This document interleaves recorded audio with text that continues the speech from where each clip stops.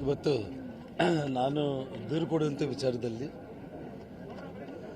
Police ಸ್ಟೇಷನ್ಗೆ ಹೋಗಿ ದೂರು ಕೊಡಬೇಕು ಅನ್ನುವಂಥ ಒಂದು ತೀರ್ಮಾನಕ್ಕೆ ನಾವು ಬಂದಾಗ ಸಿಟಿಯಲ್ಲಿ ವಾತಾವರಣ ಸರಿ ಇಲ್ಲ ಅಂತ ಹೇಳ್ಬಿಟ್ಟು ಪೊಲೀಸರೇ ಮನೆ ಹತ್ರ ಬಂದು ASP ರವಿಕುಮಾರ್ ಅವರು, ಸಿಟಿ DSP ಮತ್ತು ಬ್ರೂಸ್ಪೇಟ್ ಮಹಾಂತೇಶ್ ಸರ್ಕಲ್ ಇನ್ಸ್ಪೆಕ್ಟರ್ ಅವ್ರು ಮೂವರು ಬಂದು ನನ್ನ ವೈಯಕ್ತಿಕ ಕಂಪ್ಲೇಂಟ್ ಕಾಪಿ ಮತ್ತು ಇದು ನಮ್ಮ ಆಫೀಸಲ್ಲಿ ಕೆಲಸ ಮಾಡೋ ಹುಡುಗ ನಾಗರಾಜ್ ಅಂತೇಳಿ ಅವರು ಇಲ್ಲಿ ನಡೆದಿರೋ ಎಲ್ಲ ಘಟನೆಗಳಿಗೆ ಸಾಕ್ಷಿಯಾಗಿದ್ದಂಥವ್ರು ಅವ್ರು ಕೊಟ್ಟಿರೋ ಕಂಪ್ಲೇಂಟ್ ಕಾಪಿ ಇದು.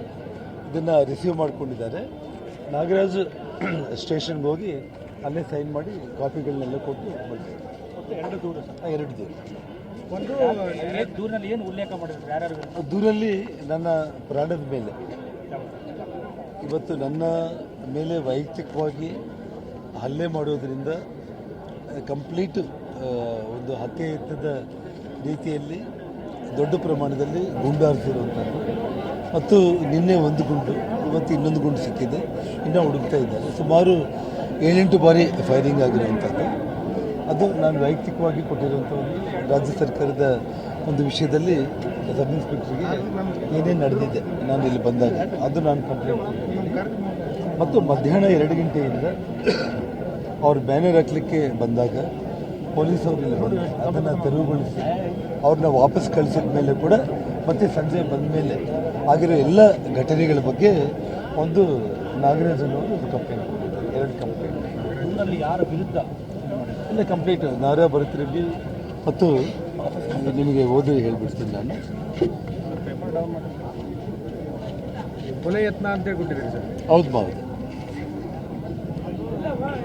ಇವತ್ತು ಏನು ಸತೀಶ್ ರೆಡ್ಡಿ ಮತ್ತು ಚಾನಲ್ ಶೇಖರ್ ಅವರು ಇವರೆಲ್ಲರೂ ಒಂದು ಗುಂಪು ಕಟ್ಕೊಂಡು ಏನು ಬಂದಿದ್ದಾರೆ ಅವ್ರ ಕಡೆಯಿಂದ ಮತ್ತು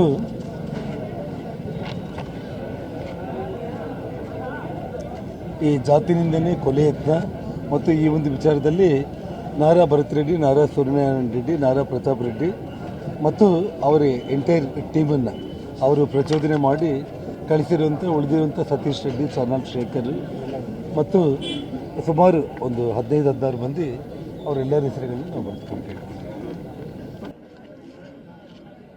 ಇವತ್ತು ನಾನು ದೂರು ಕೊಡುವಂಥ ವಿಚಾರದಲ್ಲಿ